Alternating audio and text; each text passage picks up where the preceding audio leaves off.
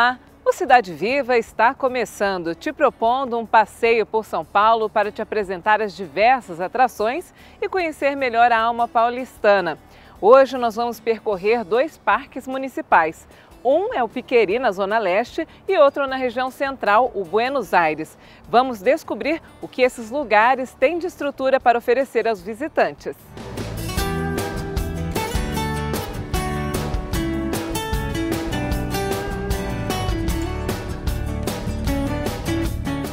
O administrador do Parque Municipal do Piqueri é o Reginaldo Panac, que conversa com a gente.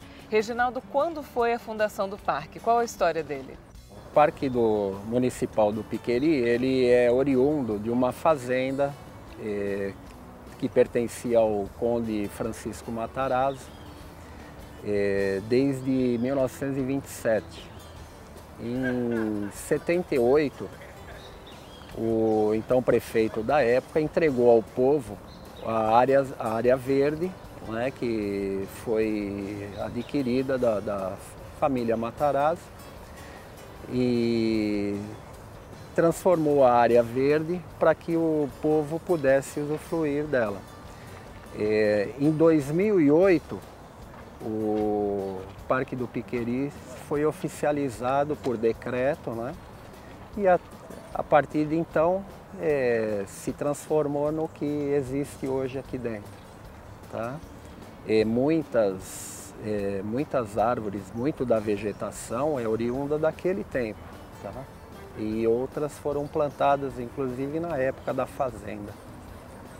Tem alguma construção, algum marco dessa época do Matarazzo? Temos a Casa do Caseiro, que é utilizada hoje pela administração do parque. Foi construída naquela época? Foi construída naquela época. Temos um outro lugar dentro do parque que era utilizado para ancoradouros de barco que viajavam pelo Rio Tietê. Na época em que o Rio Tietê era bem navegável. Bem navegável, mais amplo. Ele não era da forma que é hoje, ele era mais sinuoso, ele passava inclusive dentro do parque. Nossa, isso é muito curioso. Então houve um aterramento para que esse rio fosse suplantado? Sim, houve, até porque esse ancorador ele fazia a ancoragem de barcos, né, que na época existia no Rio Tietê os moinhos que faziam tijolos, né, e também se utilizava areia, os portos de areia. Tinha uma família que fazia barcos, tudo aqui pertinho, tudo próximo da Rua Tuiuti. Então esse ancorador ele era usado tanto para distribuição desses produtos como para a família Matarazzo também. Bom, veio a urbanização, São Paulo cresceu até de forma desordenada e aqui foi um local que permaneceu quase que como antigamente. Eu diria que 90% do parque hoje é o que existia na época. Reginaldo, é muito importante para a cidade ter esse espaço. Não, é importantíssimo, porque ele garante a preservação da natureza, pelo menos nesse espaço de 97.200 metros que o parque possui hoje, com muita vegetação, a maioria delas da época da fazenda dos Matarazzo, né? São heterogêneas, nós temos árvores naturais e árvores que foram plantadas depois, como as cibipirunas existentes na Alameda aqui, tá? Conhecida como Alameda Cibipiruna. Todas as árvores que beiram a Alameda, né, foram plantadas pelo Matarazzo. E que tipo de animais vocês conseguem ver aqui? Nós temos aqui 90 tipos de fauna. Tá? Nós temos desde peixe, tartarugas, lagartos, que são do parque mesmo, desde a época. Tá? Pássaros, temos 79 espécies, dentre elas o sabiá, o sanhaço, o bem-te-vi, o papagaio Maracanã, todos esses existem, e o pica-pau, inclusive, todos eles a gente consegue identificar hoje aqui.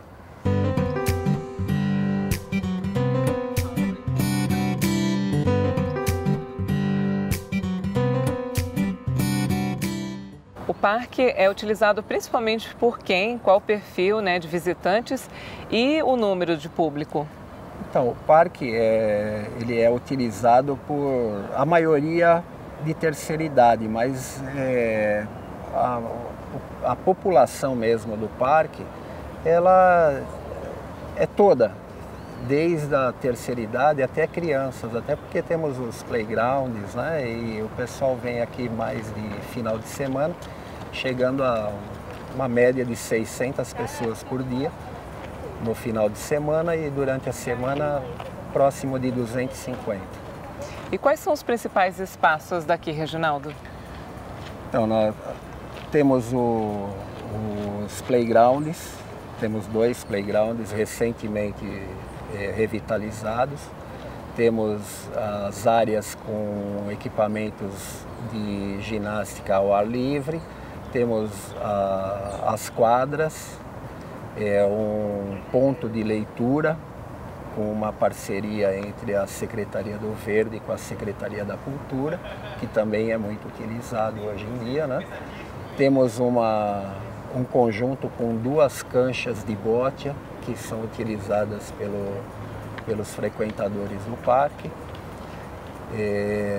Temos aqui um palco, um mini palco, né, que é utilizado para eventos, um lago que pode ser visitado e verificado. Temos no lago um casal de cisne e os peixes, né, que a gente consegue ver de vez em quando passeando na flor d'água.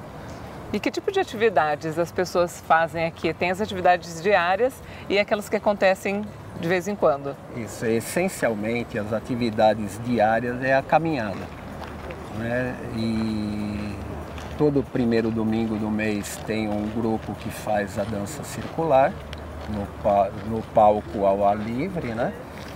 E eventualmente alguns eventos voltados a criança, tipo teatro mambembe, teatro voltado exclusivamente para criançada.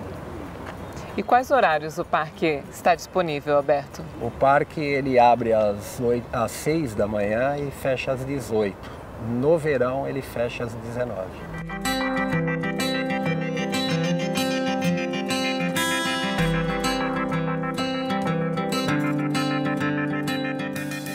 O Newton Escrima é um frequentador do parque e ele utiliza um espaço bem interessante que a gente vai mostrar. É uma academia bastante rústica, feita pelos próprios frequentadores, moradores. Newton, faz tempo que você vem aqui?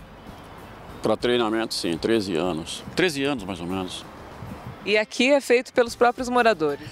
Os próprios frequentadores é que fizeram e colocaram esses pesos, essas pranchas. Não é a iniciativa do parque.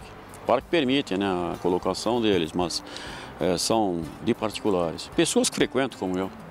É interessante, né? Porque os pesos são bem feitinhos, mas o material é bem mais rústico do que a gente vê nas academias. São pesos artesanais, né? Feitos de cimento e por aí vai, né? Não são aqueles pesos de ferro que são os pesos convencionais de academia. Quer dizer, academias antigas, modernas mudaram, né, agora. Agora aqui eu diversifico, porque aqui são pesos de halterofilismo, mas eu não faço só halterofilismo, eu acrescento coisas que não são desse esporte. Por exemplo, corda, eu pulo muita corda. Eu faço corrida, que não é do halterofilismo, nem a corda. E por aí vai, né? Então, quer dizer, não vou ficar só na halteres, que aliás é um exercício tanto, né? Desde que trabalhando todas as partes do corpo. Newton, é mais interessante frequentar uma academia ao ar livre? Sim, sem dúvida. Porque a gente desfruta do ar puro, né? Do visual, a não poluição, as árvores, os pássaros. É muito mais motivante, motivador, mais saudável. O Piqueri disponibiliza ainda 18 churrasqueiras em 2 áreas, O uso é livre. A administração só pede que depois os visitantes deixem o espaço limpo.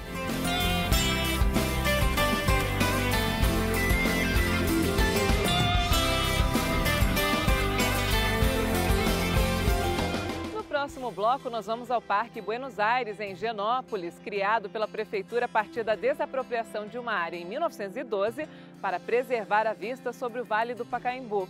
O Cidade Viva volta já já.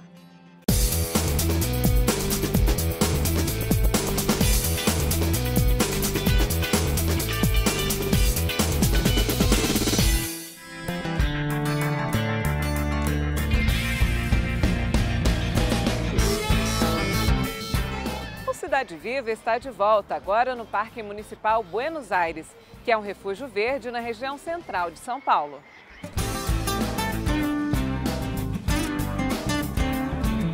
Quem conversa com a gente sobre o Parque Buenos Aires é o administrador Leandro Bondar. Leandro, qual a história desse parque? Bom, esse parque, a inauguração dele é de 1913, inicialmente como Praça Higienópolis, foi o primeiro nome, né? E aí, né, vem na história aí, quando no final dos anos 80 ele se torna parque, né? E está aqui, né, há muito tempo aí já fazendo aí essa importante função de área verde aqui do bairro de Higienópolis. O que era aqui antes? Aqui era uma área verde, né, mas era uma área particular que foi desapropriada pela prefeitura para se tornar uma praça, né? Devido à importância, né, de árvores, já era uma área verde. Então se decidiu aí na época preservar essa área, tornando aqui uma praça. E quais são os principais espaços? Olha, é um parque aqui predominantemente contemplativo, né? Então a gente tem aqui muita árvore, muito arborizado, né?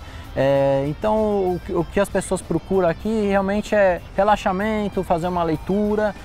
A gente tem também espaço para criança, então vem muitas mães com crianças pequenas, né? Atividades de menor intensidade, né? Para criancinha menor.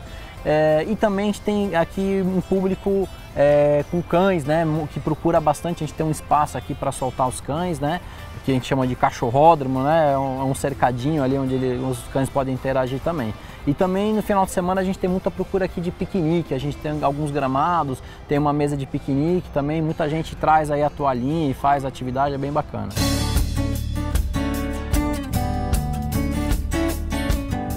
Leandro, que dias da semana e horários o parque abre e qual é o público daqui em média? Bom, o parque abre de domingo a domingo, das 6 da manhã às 7 da noite. Em média, o público aqui varia de 3.000 a 4.000 pessoas por semana. No final de semana, sempre um público bem maior, né? O perfil é bem variado ou vem mais os moradores vizinhos? Esse é um parque que a gente chama de um parque regional, né? Então ele é mais procurado pelos moradores, pessoas que vêm a pé mesmo, né? Principalmente por idosos. Aqui o Higienópolis é um bairro que tem uma população muito grande de idosos, né? Também muitas mães com crianças, né? Devido à estrutura que a gente tem aqui, um playground bem bacana, que a gente acabou de, com uma parceria, reformar todo, colocar brinquedos novos, né? E também o público de cachorro, que vem, né, trazer o cachorro aqui, e muita gente que vem fazer caminhada também. Acontecem várias atividades aqui, tem cursos, o pessoal pratica vários esportes ou exercícios? Sim, o parque, né, ele permite atividades de menor impacto. Então, assim, atividades, a gente tem algumas atividades voluntárias bem interessantes, como o Liancon, né, que são atividades de menor impacto, né, um público mais idoso que procura. A gente tem uma pequena academia aqui dentro do parque, né, com alguns aparelhos aí, que já tem alguns aparelhos para exercícios mais pesados, então tem esse público também para abdominal, barra, né. E na parte externa do parque tem muita gente que fica correndo de manhã também, né? Tem que dar quase 1 quilômetro a volta externa do parque, então o pessoal também corre por fora do parque, faz caminhadas. E qual é a área do parque? O parque ele tem 20.000 metros aproximadamente, né? Não é um parque dos maiores, mas é muito importante devido a ser a única área verde aqui de Higienópolis, assim, com essas características, né? Então ele é bastante procurado e bem utilizado, né? Esses 20.000 metros. Vocês veem alguns tipos diferentes de árvores, animais? Sim, uma área verde dessa, aqui em São Paulo, ainda mais num bairro com muitos edifícios, ele tem uma função ambiental fundamental, principalmente para refúgio de fauna. Então aqui a gente observa diversas aves, como o pica-pau, é uma espécie mais difícil de ver que chama alma de gato, é bem interessante. Sabiás, e aí os pássaros que a gente está acostumado a ver. E também a gente permite ter várias espécies aqui, até ameaçadas de extinção de árvores da Mata Atlântica, né? Então tem uma importância fundamental e ajudar a purificar o nosso ar, né? Aqui também tem algumas esculturas, né? O que elas significam? Quem fez elas? Aqui tem muitas esculturas que vieram na inauguração do parque em 1912, né? Então são réplicas de esculturas francesas, né? Tem o Leão Atacado, tem o Milon de Crótano, que fica ali embaixo também, que são réplicas de esculturas francesas famosas que foram produzidas na França e trazidas para cá. Tem algumas esculturas mais recentes, né? Como a Estátua da Mãe, que ela deu lugar a um antigo telescópio que tinha aqui, por ser um ponto mais alto, até os anos 60 tinha um telescópio aqui, um observatório, né, onde você podia ter vista para o Vale do Pacaembu, não tinha os prédios ainda, né, e também fazer observação de estrelas, né, bem interessante. E aí quando isso foi desativado, deu lugar aqui à Estátua da Mãe, que, né, foi uma doação do estado do Paraná. Tem algumas esculturas até mais recentes também do Lazar Segal. Tem esculturas bem interessantes aqui, né? O DPH, né? O Departamento de Patrimônio Histórico, ocasionalmente ele vem, né, fazer algumas restaurações. A gente restaurou recentemente o Leão Atacado, que é de 1912, agora está totalmente nova, né? Então é interessante também, né? Além de toda a parte da natureza, tem essa parte artística, né, de esculturas para as pessoas visitarem.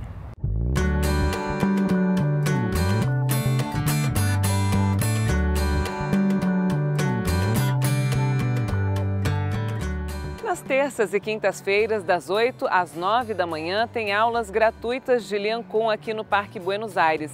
E o voluntário é o professor Marcos Amado. Professor, o que é o Lian Kun? O Lian Kun é uma prática oriental chinesa que trabalha as dores do corpo. E essa prática é muito antiga? Ela foi desenvolvida pelo Dr. Zhuang no final da década de 60, trazida para o Brasil pela professora Maria Lúcia Li, e a partir daí desenvolvida até os dias de hoje. E como foi que você aprendeu? Eu fui capacitado com a professora Jane Cook, e a partir daí comecei o meu voluntariado e aqui na Praça Buenos Aires estou há 13 anos. Professor, o retorno tem sido muito bom? Os alunos têm relatado várias melhoras no corpo? Durante essa experiência desse trabalho aqui no Parque Buenos Aires, nesses 13 anos, passaram mais ou menos umas 2.000 pessoas. Algumas continuam até hoje e o resultado tem sido uma surpresa. Algumas alunas nesse aprendizado não têm mais tido quedas, têm tido um equilíbrio melhor, inclusive um aproveitamento melhor na sua vida diária. Essa é uma prática da medicina chinesa? Essa é uma prática que vem das artes marciais chinesas, que foi elaborada por esse médico chinês, ortopedista, professor de Kung Fu, que foi adaptando pela necessidade no posto de saúde que ele trabalhava. Rosa, para você é muito importante essa aula. Quanto você gosta dela? Demais. Eu sinto muita falta dessa. Para mim é tudo, principalmente para o corpo, para os ossos, para as juntas, para tudo. Eu fiquei 3 meses afastada devido a uma cirurgia, senti muito. É muito importante, é vital para mim. Há quanto tempo que você pratica o Lian Kun? 11 anos, principalmente para a minha idade, né?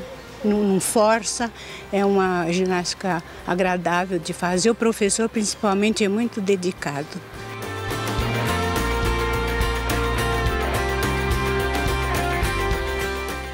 Eu estou aqui há mais de 10 anos. Eu acredito que o melhor que pode acontecer para nós é o privilégio de ter a Praça Buenos Aires próxima de casa, poder vir 2 vezes por semana e fazer bem para nós. É um exercício que mexe com todos os meridianos e também com a parte cognitiva, a parte mental. Quando estamos aqui, parece que estamos num círculo de uma mandala, com as árvores em volta, o céu azul, reparando nos pássaros, nas nuvens e no movimento que nos faz tão bem. O equilíbrio é treinado, os movimentos de flexibilidade também. E se a gente para, eu pessoalmente, quando paro por algum motivo, eu sinto muita diferença na volta. É uma espécie de meditação. E além de você fazer alongamentos, respiração. Eu estou aqui há 13 anos, desde que eu me aposentei. Eu não tive mais nenhuma dor de coluna, de ciático, de joelho, nada. Estou com 75 anos e estou inteirona. Então eu recomendo para quem puder fazer, é maravilhoso. Você nem percebe os benefícios porque vem vindo aos poucos, né? Porque é uma ginástica bem suave, tipo relaxamento, alongamento. Vale muito a pena. Para a alma e para o corpo.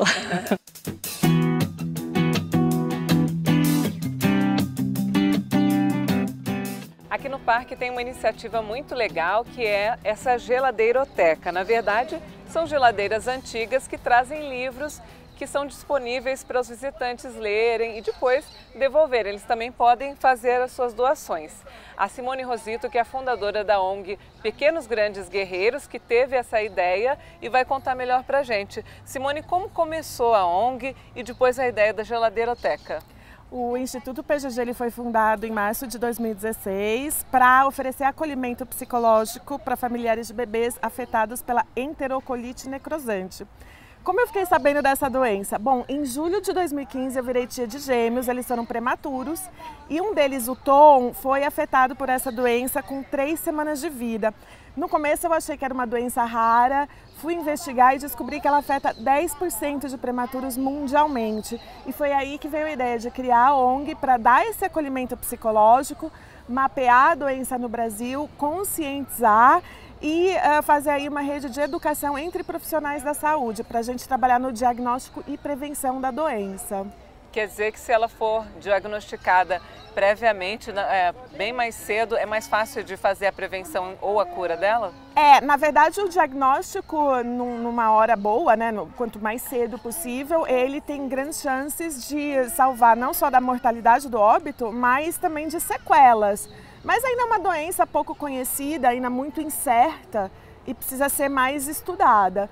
Mas o que a gente sabe de fato é que quanto mais a criança toma leite materno, isso ajuda a prevenir e também, como em toda doença, o diagnóstico numa hora boa ajuda a prevenir sequelas mais graves. Simone, e a ideia do livro veio junto com a ONG? Ela veio um pouco depois, na verdade.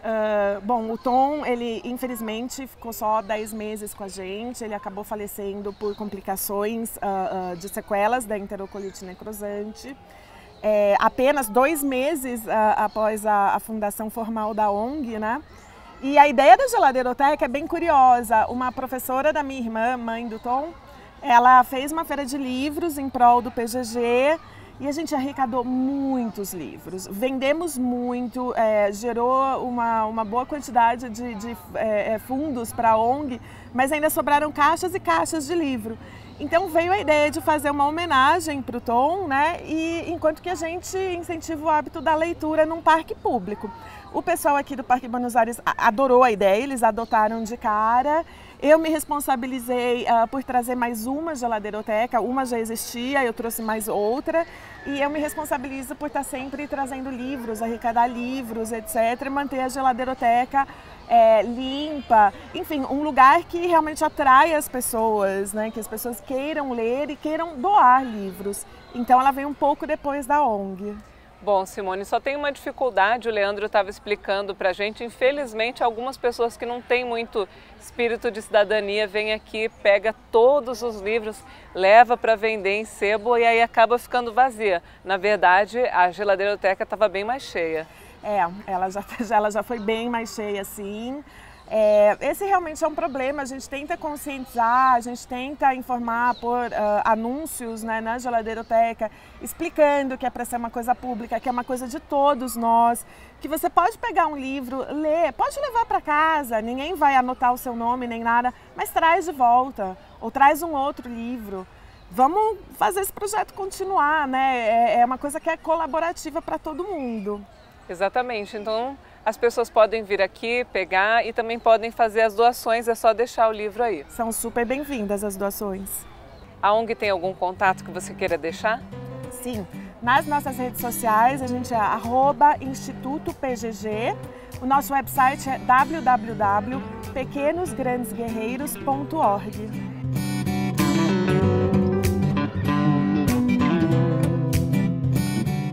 O Cidade Viva vai terminando aqui, mas a gente volta trazendo outros lugares de São Paulo. Você também pode sugerir. Mande pra gente um e-mail em tv@câmara.sp.gov.br. Um forte abraço e até a próxima!